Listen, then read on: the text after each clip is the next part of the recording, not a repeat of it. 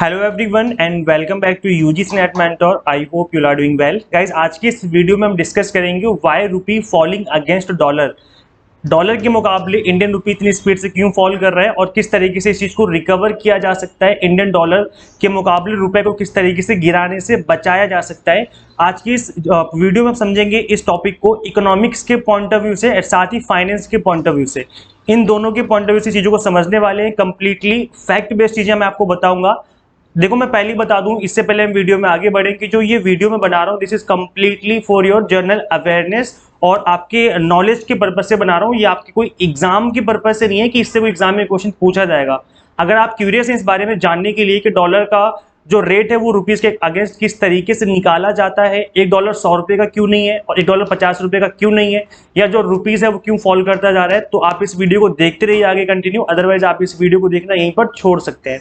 चलिए आगे कंटिन्यू करते हैं video. My name is Mohammad Azam. I have worked as an assistant professor in GGS IP university Delhi for more than 3 years. चलिए guys continue करते हैं और समझते हैं इस टॉपिक के बारे में।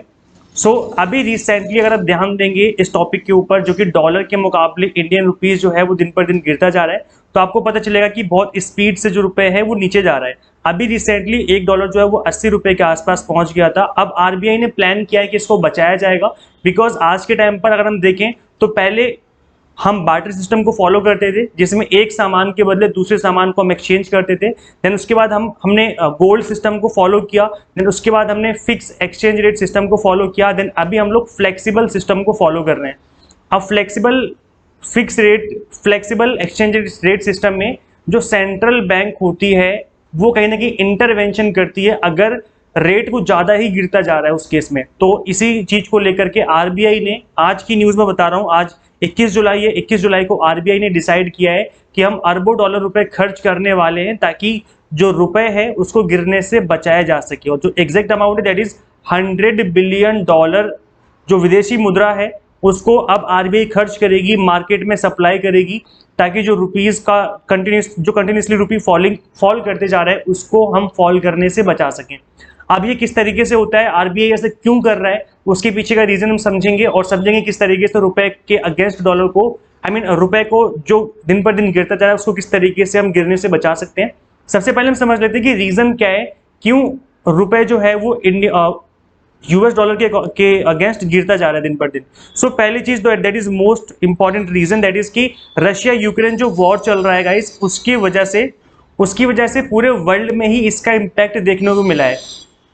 देखिए गाइज, आपको ये समझना पड़ेगा पहले दैट इज ग्लोबलाइजेशन क्या होता है। ग्लोबलाइजेशन एक ऐसा हम कह सकते हैं कि एक ऐसा प्रोसेस है जिसके थ्रू हम एक इकोनॉमी दूसरी इकोनॉमी से जुड़ जाती है। जैसे इंडिया यूएस को एक्सपोर्ट करता है, यूएस रशिया को एक्सपोर्ट करता है, रशिया किसी और को एक्सपोर्ट करता है, कोई कहीं से इंपोर्ट कर रहा है।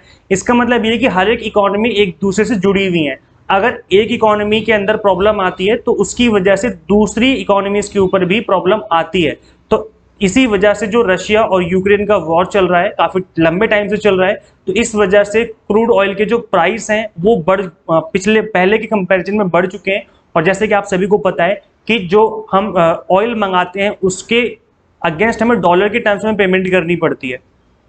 तो हमें रुपीस को कन्वर्ट करना पड़ेगा डॉलर की टर्म्स में, देन हमें पेमेंट करनी पड़ेगी। तो इसलिए हम डॉलर की डिमांड करते हैं क्योंकि हमें डॉलर चाहिए, बिकॉज हमें पेमेंट करनी है ऑयल इंपोर्ट करने के लिए।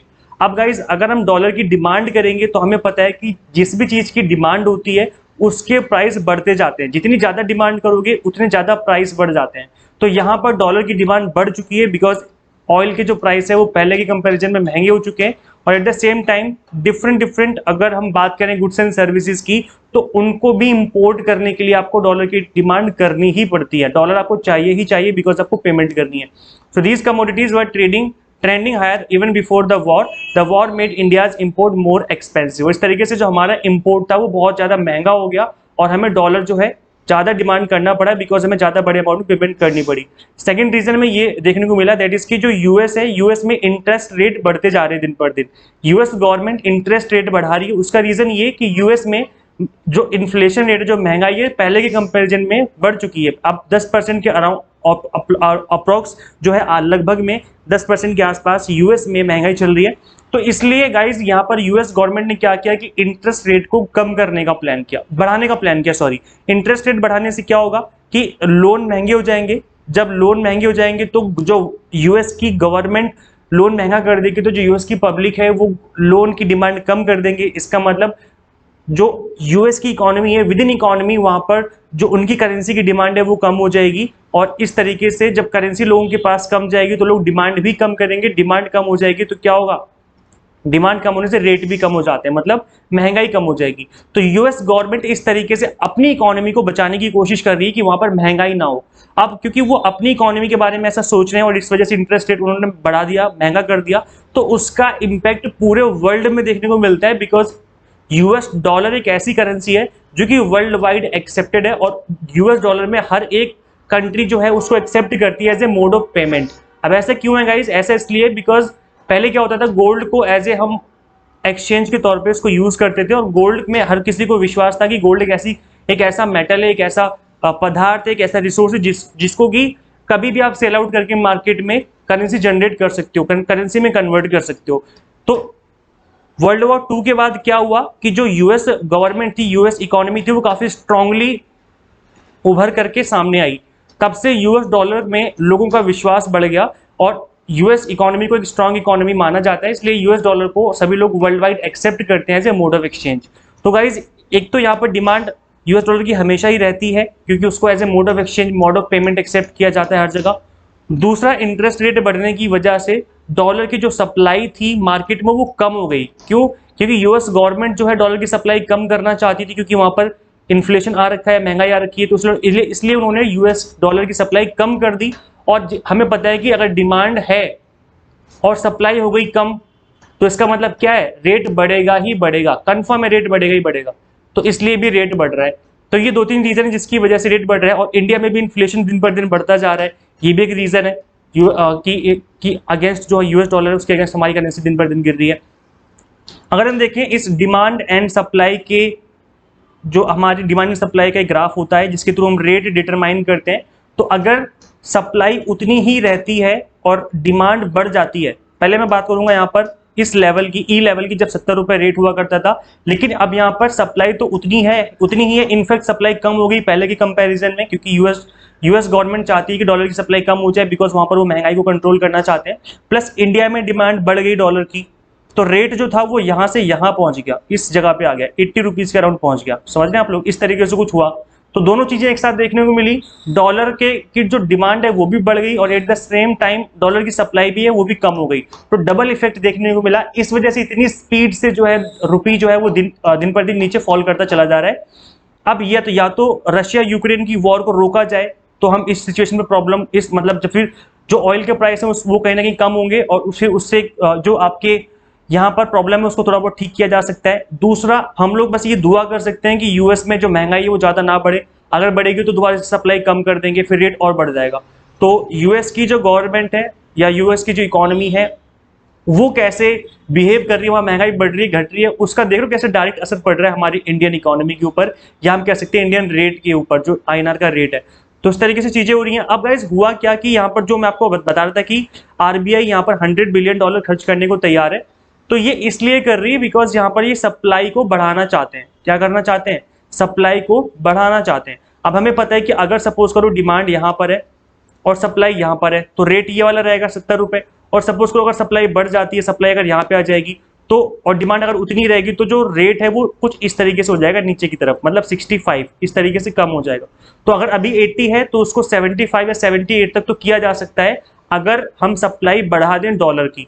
तो डॉलर की सप्लाई इसलिए आरबीआई करना चाहती है, और यही रीजन है कि आरबीआई जो है प्लान कर रही है। आरबीआई, जैसे कि मैंने आपको दिखाया था, अभी न्यूज में भी ये चीज आ रखी है कि $100 बिलियन आरबीआई खर्च करने वाली है ताकि डॉलर की सप्लाई को बढ़ाया जा सके मार्केट में, और जो रेट बढ़ रहा है उसको कम किया जा सके, उसको आगे बढ़ने से बचाया जा सके। तो ये इसका लॉजिक है इसके पीछे।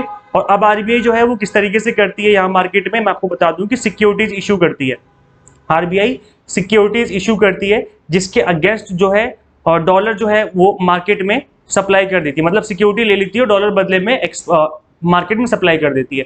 तो सिक्योरिटी गवर्नमेंट ले लेगी, मतलब आरबीआई ले लेगी और बदले में डॉलर जो है सप्लाई कर देगी। तो इस तरीके से कुछ चीजें होती हैं, और ये जो चीजें जल्दी और हो जाए तो ज्यादा बेटर है, नहीं तो और दिन पर दिन रुपया जो है वो गिरता ही जाएगा। और देखिए अगर चीजें कंट्रोल नहीं हुई, बिकॉज रशिया यूक्रेन वॉर मुझे नहीं लगता जल्दी खत्म होगा, और एट द सेम टाइम मुझे नहीं लगता कि यूएस की इकोनॉमी को इतने जल्दी इन्फ्लेशन से बचाया जा सकेगा। तो इन सभी चीजों को देखते हुए और साथ में इंडिया में जो इन्फ्लेशन आ रखा है, इंडिया में जो महंगाई आ रखी है, इसकी वजह ये भी एक रीजन है कि जिसकी वजह से रेट जो है दिन पर दिन गिर रहे हैं। तो आई थिंक ये भी इतने जल्दी कंट्रोल तो नहीं हो सकता ये जो चीजें हैं। तो आई थिंक जो रेट है वो और ऊपर जाएगा अभी, और ना 80 बल्कि 85, 90, 95, 100 तक भी जा सकता है एट द एंड ऑफ 2022 या 2023 की बिगिनिंग में। तो देखने वाली बात ये कि देखते कि कितना डॉलर जो है वो दिन पर दिन गिरता जाएगा, और इसका देखते फ्यूचर में क्या इंपैक्ट पड़ेगा। वैसे एक एडवांटेज मैं बता दूं, एक जो बहुत ही बड़ा एडवांटेज होता है डॉलर के मुकाबले रुपए की गिरने का, अगर 80 या 100 रुपए तक पहुंच जाएगा तो एक एडवांटेज ये मिलेगा, दैट इज कि एक्सपोर्ट बूस्ट होता है। इंडियन एक्सपोर्ट मतलब इंडिया वाले ज्यादा एक्सपोर्ट करना चाहते हैं, बिकॉज पहले जब 80 रुपए मिलते थे एक डॉलर के मुकाबले, अब उनको 100 रुपए मिलेंगे डॉलर के मुकाबले, इसलिए ज्यादा एक्सपोर्ट किया जाएगा। ज्यादा एक्सपोर्ट होगा तो ज्यादा प्रोडक्शन करेंगे इंडियन इकोनॉमी के अंदर, ज्यादा प्रोडक्शन होगा तो इंप्लॉयमेंट जनरेशन भी होगा, तो कहीं ना कहीं इंप्लॉयमेंट भी बढ़ेगा।